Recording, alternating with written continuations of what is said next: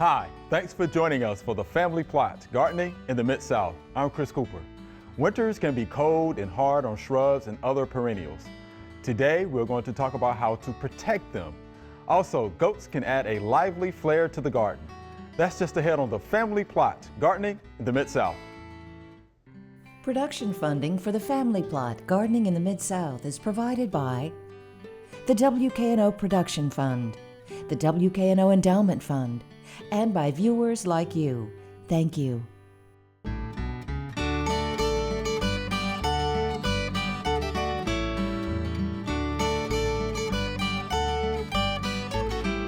Welcome to the Family Plot. I'm Chris Cooper. Joining me today is Dr. Kelly. Dr. Kelly is a retired professor of horticulture, and Jeff Terry will be joining me later. Dr. Kelly, always good to have you here. Yeah, it's great fun. This is going to be fun. Fun. This is going to be fun. So Yep. winter is approaching, right? Yep. So how do we take care of our perennials and shrubs during the winter? It's always good to be prepared. Sure. And gardeners always, we're like farmers, we always watch the weather forecast. Right. So there are some things though you can do to be prepared. And the first thing that I would like to do, or I do usually in my own garden, is to mulch. Mulch things really good. And they say to wait until the ground begins to get a little cold before you do that for some reason. I'm not sure on why you do that.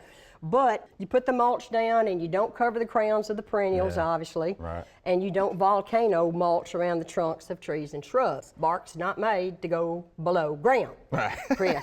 So it doesn't like it. So don't do that. So make kind of well. And then keep your plants watered during the winter because we do have dry spells. And it's always better when a plant has sufficient water when we have really cold winds, particularly on evergreens, because the winds can desiccate, you know, the foliage, pull the moisture out. So it's always good to keep things watered. And that's something I think gardeners sometimes forget because we don't think so, about too. that in the winter. That's right, I agree with that. But we can have dry weather. Yeah. It's always a good idea to remove, you know, the old diseased portions of plants and to take some of the canopies off and get rid of that. Gets rid of you pathogens and insects and things. And the other thing you can do, like I say, watch the weather. Yeah. And have on hand, because we could have one of those Arctic blasts again. Whatever the Farmer's Almanac says. You know, last winter we had some really, really, really cold weather that really did some damage on plants. And this year I'm going to be prepared. I'm going to congregate a bunch of blankets, and you don't use plastic. It doesn't really do a whole lot of good. And you need blankets and cheesecloth and row covers. And if you have big buckets or big tubs, I have some big nursery containers, you know, that I can flip over on the smaller mid-sized shrubs and things, and then cover that with a blanket. Okay. And make sure you do it before the sun goes down or late in the day because you can catch some of that ground heat. Got it. And always, and this is something that is hard sometimes to do, especially if you ain't got a big enough blanket, is to get it all the way to the ground. And Okay, good, because I was going to ask you about that, right? Yeah, because you're capturing as much heat as you can from the ground and the late afternoon, you know, heat. Right. And the first thing you do in the morning, though, is obviously if it gets above freezing and the sun comes out, you're going to have to take all that stuff off. Right. Because it will do some damage, you know, to the foliage. Okay. So you can use cardboard boxes. I've done that. You can use, like I say, old nursery containers. You can even use old coolers, bed sheets, you know, light drop cloths, that kind of thing. And secure the edges, water thoroughly, you know, before that, you know, if you know bad weather's coming. But the one thing that we have experienced that you really just can't seem, I mean, you just, not a lot you can do is, last winter we had a sudden drop. Yes, we did. Really, really fast. And the more sudden that drop is and the longer it stays down like it did in the negative temperatures, Fahrenheit, the more damage it's going to do because plants are just not acclimated to that quick of a drop. Right. You know, the thing about going into the fall is you kind of gradually, plants get a little acclimated, but when you have that crazy weather, you just need to be out there with all kind of stuff trying to protect. And then don't feel bad if it doesn't work, because I had a gardenia that had already been knocked back to the ground one time, and then last winter, here it came again, and so I covered that thing up. I mean, its top was already dead. I thought, well, I'm gonna cover up the base. It still killed it. So what did you cover it up with? Well, I had a big nursery. Well, see, the crown, you know, they're about that big with the, you know, stems coming up. So, and it was dead, so I cut all that off. and then I put my little mulch around it, and then I had a big old nursery container. Oh, so you can. It's a big tub, actually. right. Like, you know, cattlemen feed their cows, Oh, you know, get that okay, kind of stuff. okay. So I had several of those. And then I put several blankets over that, and then I put bricks around if there's a wind. Still killed it. Still killed it. Still killed it. I kept That's waiting. a lot of and- work. Well, I know it is. It is a lot of work. It's a lot of mess and to have to keep up with. But the other thing, and I know in orchards, citrus orchards and things, they use big heaters. You know, those big gas heaters they put out there to, especially if things are blooming, to keep those blooms from freezing. And that's real critical time, you know, for fruit set. So you can do something like that. You can, if you've got, you know it's going to get extreme, and let's say you are on the borderline with maybe a Meyer lemon or a Sasanqua camellia or something that you know is really borderline. I have made a framework. You're talking about a big shrub. So make some kind of framework. You can use old PVC pipe, or you can just get old bean poles or whatever and make sort of a pyramid. Especially if you're going to have falling precipitation or freezing rain, because you know that's heavy. Right. And if you can get a pyramidal shape over your shrub, that will help it kind of maybe slide off, I see. you know, or the snow fall off, or it'll help anyway. Okay. And then you can put a little light bulb in there, an incandescent. Don't use LEDs; they don't get hot enough. But put an incandescent bulb in there. If it's not so far, you can, you know, run an extension cord, and that definitely helps. It helps. It does. Now, don't burn the place down. right. You know, don't put it next to the blanket or the cardboard box, obviously. And I've even used old Christmas lights. Oh, You know the old bulb, the old incandescent bulbs. Right, they're coming back in style They come- now. yeah, you I've notice? seen a lot of those lately. I sure Yeah, have, yeah. yeah. And the old LED lights, you know, that don't work. So get the big old Christmas lights, and that definitely puts off some heat. You know, if you had a fairly good sized shrub, and you really may not even have to cover it if it's not going to get really, really, really cold weather with the wind blowing. Of course, if it is, you'd want to cover it to catch that heat. But you can do that. I have done that, So you've and done that. hadn't burned anything down yet. So be really careful. so you got to be careful. So, you know, you're talking about the structures, right? So what about structures for foundation planting? So you have a roof, you got ice, you got snow. I mean, could you build something like that to cover? Yeah. Conceivably, you certainly could. You know, and further north, I'm Yeah, sure that's they what I'm have thinking a of, lot yeah. more, you know, that kind of situation. Down here, we don't get a lot of heavy snow. But up there, if you got like some foundation plants, you can build frameworks out of 2x4s, or like I was talking about the pyramids, and then just, you know, cover that with a blanket, or you can cover it with even plastic, but you don't want the plastic to touch the plant because you get that cold effect. But yeah, you can build these little frames of pyramidal kind of frames, and then just, I guess, store them during the summertime somewhere. But it's the idea is to keep that slides off of the roof. You know, the snow and the ice where falling and crushing, you know, your foundation plantings. Right. So you want to build something that it will hit and maybe Yeah, keep slide it down. from crushing, or help it to slide off. Yeah. Okay. Let's go over this one last point. So remove the weeds, right?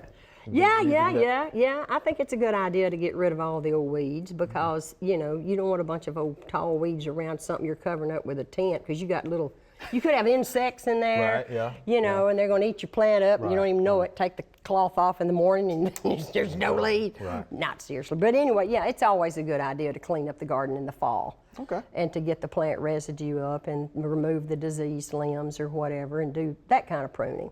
You know. Oh, one other thing I forgot to thing, all mention: right. the winterizing fertilizers. Oh, yeah. Okay. They have done. Apparently, used to, we always said, Chris, you don't fertilize in the late summer. You know, you cause new growth. Yeah, It'll that's be right. tender for the cool. Now, though, they're saying there's new research saying that the timing is really significant.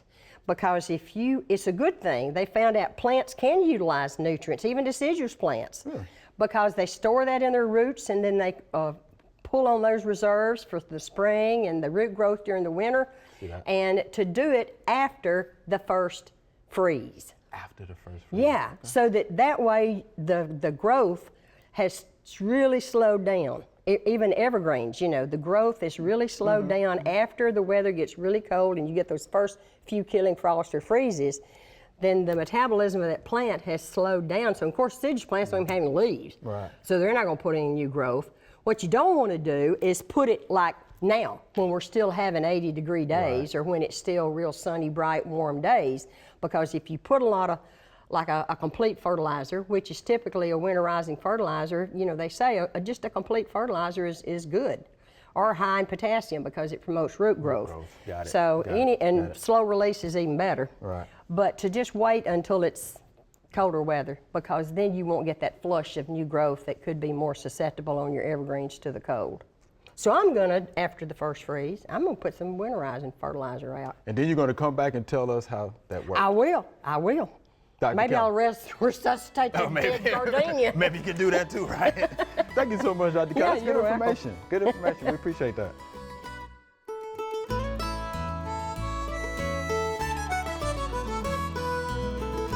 As you might remember, a few weeks ago, we planted this bed and covered it with bird netting to protect it from deer and rabbits. Well, just after we did that, the landscapers came and planted this whole bed right here in pansies. But you might be asking, why are there no pansies? Well, the deer came and they ate them right out of the ground. So yeah, looks like there's, what, 5 pansies left, 4 pansies left out of 100. But if you'll notice in this bed here with the bird netting, the deer didn't even touch it. So I think we can conclude that this bird netting worked.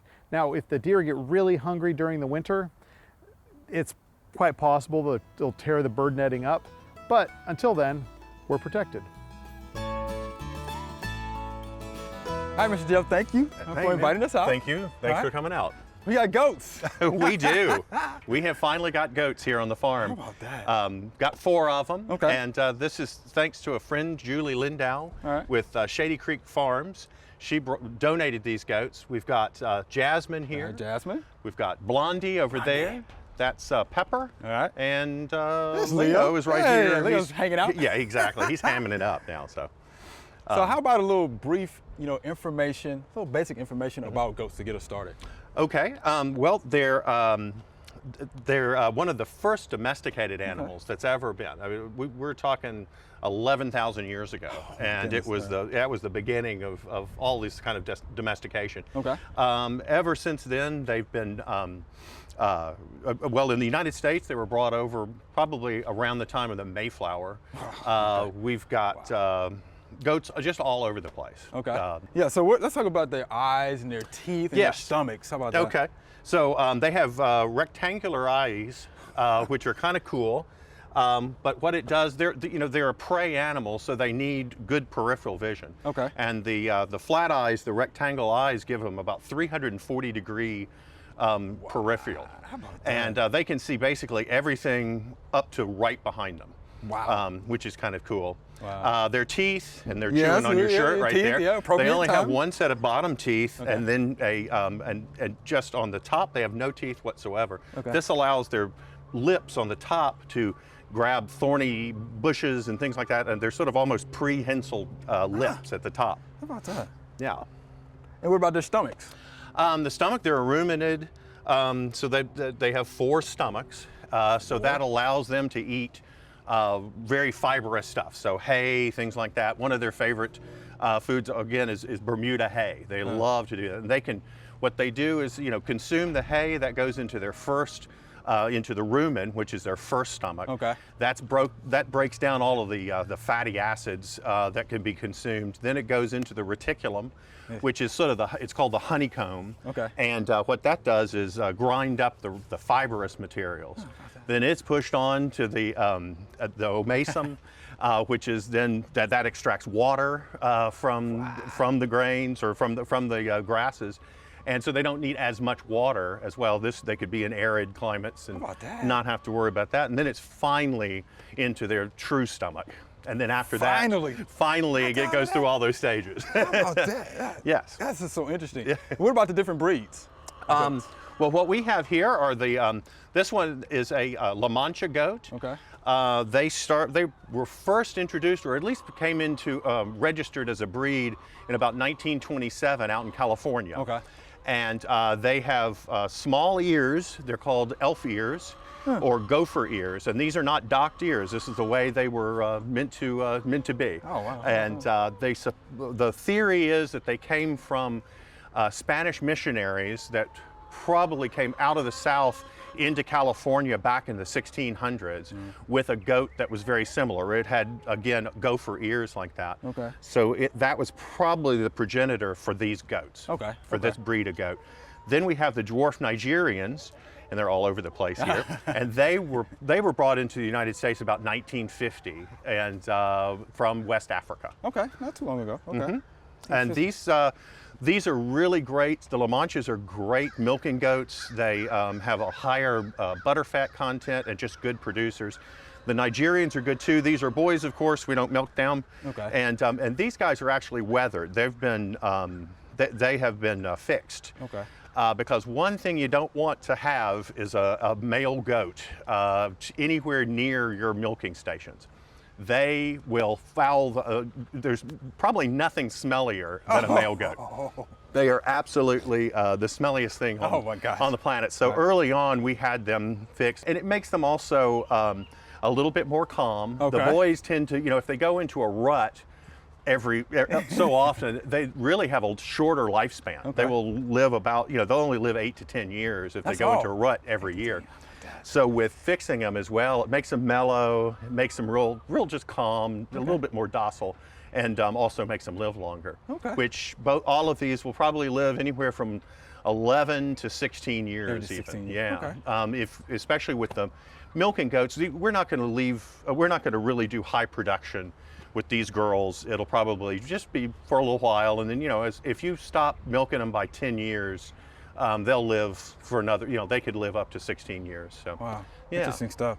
Look, so somebody's probably wondering, can I have goats in Shelby County? Well, that is a good question. From what I have read, you can have a goat as long as you're not within 1,000 feet of another residence or business. Right. That's kind of hard That's to come gonna up be with. hard. We Yeah, that's have it gonna be here hard. at the farm Yeah. park. We're not anywhere near anybody at this, Okay. at this stage. And but I did read where if you could get a permit from the Shelby County Health Department. Okay. I have not been able to get in touch with them to confirm that. I really want to tell anybody in Shelby County to try to get in touch and see if that's possible. Before you even consider a goat, make sure that it's possible in your area. As far as Fayette County or Tipton County, any of these places out further away, rural I areas. doubt that there's even an issue at all. You could probably have as many goats as you care to. Okay. So how do you house the goats here?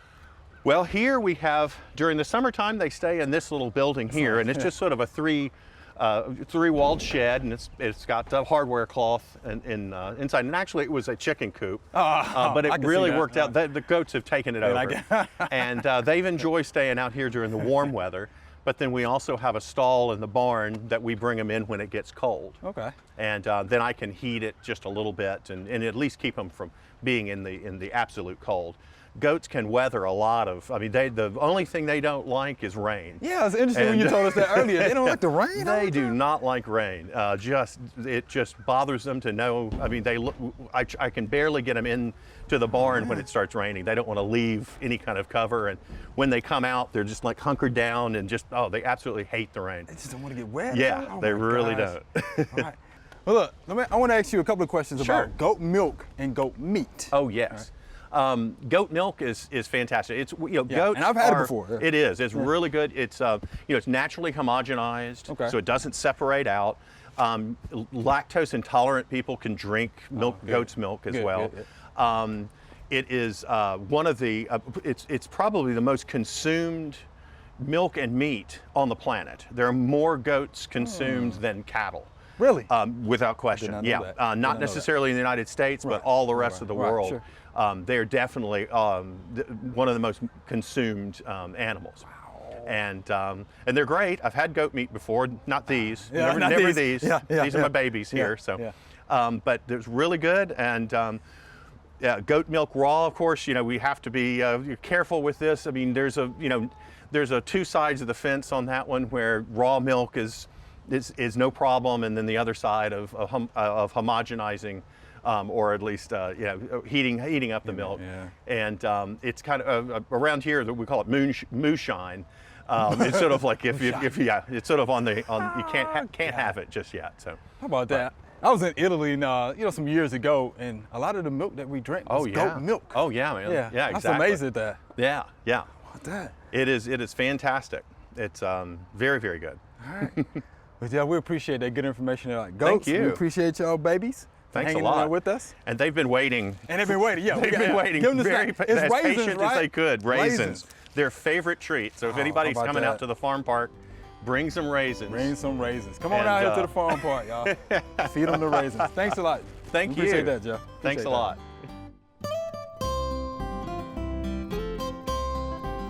At the end of the growing season, which is usually late fall or early winter, it's always a good idea to winterize your hose. So what does that mean? Well, number one, you want to make sure that you disconnect the hose or detach it from the spigot. Second thing you want to do is you want to make sure that you get all of the water out of the hose, because when water freezes, of course it's going to expand, and that may cause your hose to burst. So the hump that I am creating here is allowing the water to actually drain downhill. So once we get that done, then we can coil it, we can bring it inside our garage or our storage areas for the winter. All right, here's our Q&A segment. Y'all ready? Yeah. These are some great questions. Here's our first viewer email. Can I use 20 to 30% vinegar on tree suckers? And this is Bob. He says he uses it to control weeds, Mr. D. So what do you think about that? Well, vinegar is acetic acid. It has acetic acid in it. I assume it will kill tree suckers. It's probably, since it's acetic acid, it's not systemic, so it would be like You're a contact herbicide. You're correct. The only problem I have with it is it's not on the label. If you look on the label of vinegar, it doesn't tell you that you can use it on tree suckers. So where are we, Dr. Kelly? Not on the weed control either, but Yeah. I know a lot of people use it Yep. for A lot that. of people use it. And I even use it, I think it's Epsom salts I mix with it to put it on places you will never grow plants, like on your patio Yeah, or I've seen that. walkway cracks or driveway cracks. It will flat out kill, weeds with using vinegar and a mixture. I think it's Epsom salts. Magnesium. Use it at your own peril, That's right? right, It's not on the yeah. label. yeah. So use it at your own risk is what we're saying there. So, Yeah, That's correct. Yeah, Right. That's probably correct. will work, but Okay. Own risk. All right. can't condone it. All right. All right. Not on the label. All right. Thank you for that question, Mr. Bob. We appreciate that. Here's our next viewer email.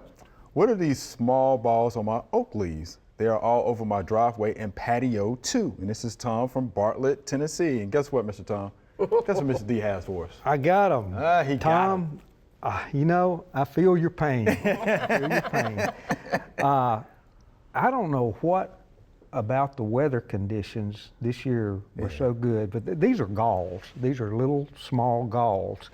It's small wasp, predatory wasp, it stings this plant, lays an egg, and it causes the plant it secretes a hormone, and the plant creates the gall, and the larvae of the wasp develops inside this gall, and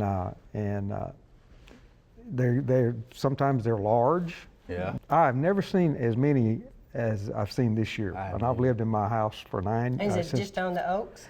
it's a red oak, primarily the red oak is what I see them on, and I have several of those red oaks in my yard, but I agree, it completely covers the driveway and the soil and the bare ground under the oak trees. So and they fall off. They fall off. They come off. As a matter of fact, Wow. I mean, it's very easy to get them to come off. They'll fall off on your hand, and they just get another one off there. But that's all it is. It's not going to hurt your oak trees. Yeah. It's not going to kill the trees. Right. I don't recommend trying to spray them or anything. No. Just No. blow them. Get the blower out and blow them off. Just blow them off. Yep. Yeah. That's one of those phenomenons, right? Yeah. Yeah. It's Maybe pretty cool. because it's been so dry. I don't know. We've had some dry weather. We've had dry weather, dry but we may never see this infestation again, this heavy infestation. I saw it down on the Gulf Coast with bark lice one year on live oak trees, and saw it with cigar case bearer on pecan trees one year. You know, there's some things that you'll see Just flare up. just flare up Yeah, and, the and conditions are are just right, right, and yeah. then you may never see it again. How about that? So there you have it, Mr. Tom. Appreciate that, Mr. D, with his own sample. How about that? All right, here's our next viewer email. What is this plant? It has fuzzy leaves and stems and takes 2 years to bloom. This is Joseph from Farmington Hills, Michigan. Okay, Michigan, yeah. Michigan, yeah. That. All right, I want him to hear this Oh, boy, because okay. down Pay attention, here, Joseph. down here, Down here. that thing is called a Gloriosa daisy. It is Rudbeckia. It's a Rudbeckia, Hirta, H-I-R-T-A, and it's called a black-eyed Susan. You know, and it's pretty. down here. It can actually overwinter. You know, it did last winter in my garden in a darn pot. Really? Okay. And yeah, but down here it blooms every year. It doesn't take Mine it 2 does, years. yeah. Yeah, and it comes back. It's a really big self-sower of seed. Yeah. It just seeds all over the place, and that can kind of be a problem in some gardens. It is kind of in mine, but I mean it's beautiful. I have You know, it. and if you get the one like he's got with that orange corolla around pretty, the, yeah. they're real pretty. Yeah, good picture, too. And he can save the seeds, you know, and use those because they're real good reseeders. But I'm sad he can't get it to bloom without 2 years though. He needs to come down here because it'll bloom. It blooms easy. 1 year, down yeah. Here. Yeah, Of course, definitely blooms long easy. growing season. Yeah. You know. All right. Well, there Yep. you have it, Joseph and Dr. Kelly, right? Yeah, come on down here and grow that. All right. So thank you for that question and the picture. It's a beautiful picture. Yeah, Yeah, appreciate that. yeah, it's a good picture. All right. Dr. Kelly, Mr. D, we're out of time. That was fun. Yeah. That was fun. Thank you very That much. was good. Good Yep. questions. Yeah, it's good. Remember, we love to hear from you. Send us an email or letter.